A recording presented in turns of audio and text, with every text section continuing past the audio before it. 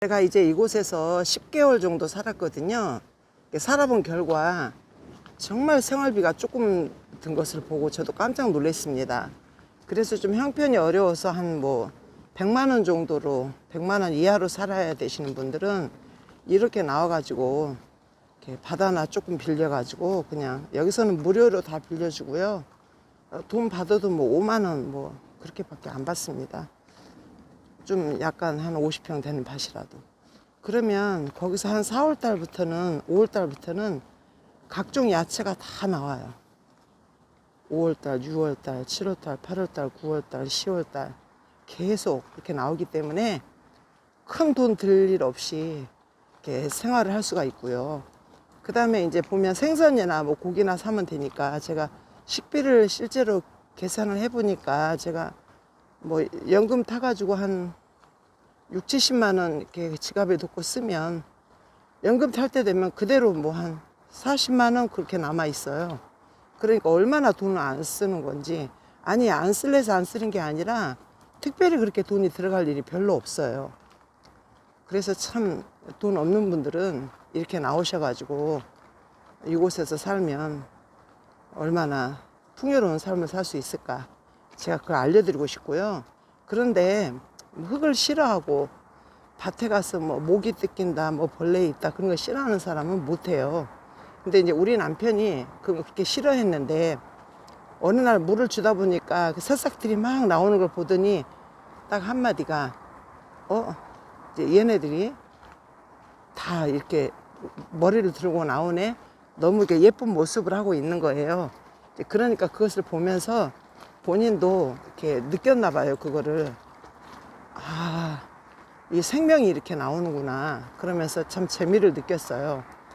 그런데 워낙 그쪽에는 취미가 없으니까 물 2번 주다가 1번 넘어져 가지고 그 다음으로는 다시는 내가 밭에 오라고 안 했는데, 또 어느 날 풀 한번 뽑으라고 했더니 풀을 또 앉아서 잘 뽑더라고요.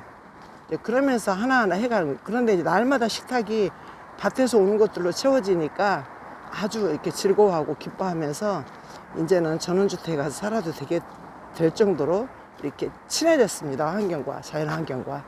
그리고 이제 그런 야채를 먹어보지를 않고 살다가 생전 처음으로 우리 남편은 그렇게 경험해 보는 거거든요. 저도 그렇게 이렇게 풍성하게 야채를 많이 먹을 수 없었는데 이제 사서 먹는 건 한계가 있잖아요. 그래서 상추 같은 경우도 사서 먹으면 고기 먹을 때나 싸서 먹지 누가 먹겠어요. 그렇지만 밭에서 날마다 상추를 작으면 작은 대로 크면 큰 대로 따오니까 쌈장을 맛있게 해가지고 그냥 먹으면 그렇게 맛이 있고, 또 상추를 후라이팬에다가 식용유 약간 넣고 약간 이렇게 볶아서 먹어도 맛있어요. 소금 넣어도 되고 안 넣어도 되고. 청경채도 그렇게 볶아놨다가 그냥 식탁 위에 놓고 다니면서 간식으로 먹고 그런 식으로 많이 먹습니다. 그래서 야채가 정말 많이 먹고, 그래서 저는 유산균을 꼭 먹어야 화장실을 갔는데 여기 와서는 유산균 먹지 않고 그냥 살고 있는데도 아주 그렇게 잘 배변도 잘 되고 그 야채로 인하여 참 날마다 즐겁습니다. 지금은 가지, 오이, 고추, 아삭이 고추 종류별로 다 있으니까 깻잎은 하도 먹어서 이제는 안 먹게 되고, 그 다음에 상추, 또 김치, 알타리 이런 것들. 이제 장마가 끝나면 또 이제 뭔가 씨를 뿌려야 되겠죠. 그래서 참 풍요로운 삶을 살 수 있다, 이거를 꼭 제가 알려드리고 싶고요. 그래서 어떤 분은 농사하시면서 한 달에 생활비를 한 20만 원 이렇게 쓰고 사시더라고요. 근데 그렇게 해서 가난하게 사는 게 아니에요. 그게 풍성하게 산다니까요. 날마다 먹을 건 나오니까 그 외의 것만 쓰면 되는 거예요. 여러분, 돈이 없어도 노후에 이렇게 부자로 살 수가 있습니다. 그리고 이 야채를 얼마나 뜯어다 동네 사람들 제가 주는지 몰라요. 지금 30평 되는 밭에서 날마다 그냥 상추, 고추 뜯어다가 호박, 지금 또 호박이 열리기 시작했거든요. 어제도 오이, 가지, 방울토마토, 호박 이렇게 윗집에 갖다 드리니까 왜 이렇게 계속 주기만 하느냐고 혼자 사시는 분 있거든요. 너무 좋아하시죠. 왜냐하면 그분은 시장도 가기도 힘들고 유모차 끌고 다니시는데 잘 못 그러셔가지고 그렇게 날마다 싱싱한 거 이렇게 며칠 한 번씩 갖다 주면 얼마나 좋아하겠어요. 그것뿐만이 아니라 뭐 기숙사로 쓰는 저기 뭐야 아파트 저 뒷동에 아저씨 사장님들 또 우리 반장님들 이렇게 제가 많이 갖다 드리고 있습니다. 그런데도 그러니까 부자가 나눌 수 있잖아요. 아니 가난해도 나눌 수 있는데 이게 풍요로운 삶, 부자의 삶을 제가 살고 있다고요.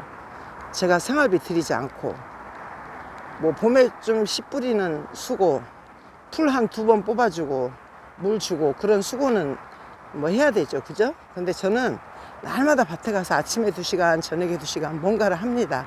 살펴줘요, 얘네들을. 얘가 불편하지 않나. 그 너무 재미있으니까, 좋으니까. 그래서 그 밭을 빌려주신 분이 아이고 웬만큼 해야지 저렇게 힘들게 해가지고 하면 안 된다고 나한테 자꾸 그러는데, 힘든 게 아니라 그게 너무 즐거워요, 적성에 맞고.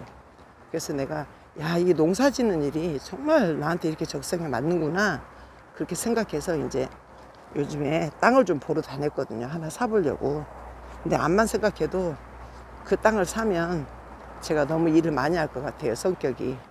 또 이렇게 열심히 하고 눈앞에 있는 일을 보고는 또 놓지를 못하니까. 그래서 지금 어떻게 할까 고민하고 있습니다. 여러분, 지금 경기 너무 힘들죠? 이제 제가 가지고 있는 빌라가 2억 5,200에서 보증보험 들 수 있는 그 가격이 2억 1,500으로 떨어졌습니다. 그랬더니 세입자가 전화가 와서 이렇게 떨어졌으니까 자기가 보증보험 못 들으니까 재계약하려면 2억 1,500에 해주시고 그 다음에 나머지 금액은 차용증 하나 써주세요. 왜냐면은 그냥 무이자를 빌려줬다고 그렇게 써달라고 해서 제가 오늘 그렇게 해주러 갑니다. 그런데 참 전세값이 떨어지니까, 기준시가가 정부에서 떨어뜨리니까 많이 이제 집 가지신 분들이 힘들어요. 근데 저 같은 경우도 이제 이거 처음 당하는 일이거든요.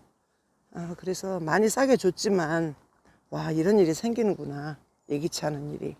그래도 저 같은 경우는 세입자가 그렇게 해주니까 뭐 또 앞으로 2년 동안 이거는 안심하고 갈 수 있고, 다른 애들은 전부 다 그 보증보험 드는 가격보다 더 싸게 줬으니까 상관이 없고 그렇습니다. 그래도 지금 이제 좀 참으면, 지금 빌라가 힘들잖아요. 그래도 참으셔야 돼요. 팔면, 손 털고 나가면 그냥 수입이 더 이상 거기서 자라지가 않지만 계속 들고 있으면 씨앗이 심으면 싹이 나고 하듯이 다 열매 맺을 때가 있습니다. 금방 옵니다. 여러분 힘내세요.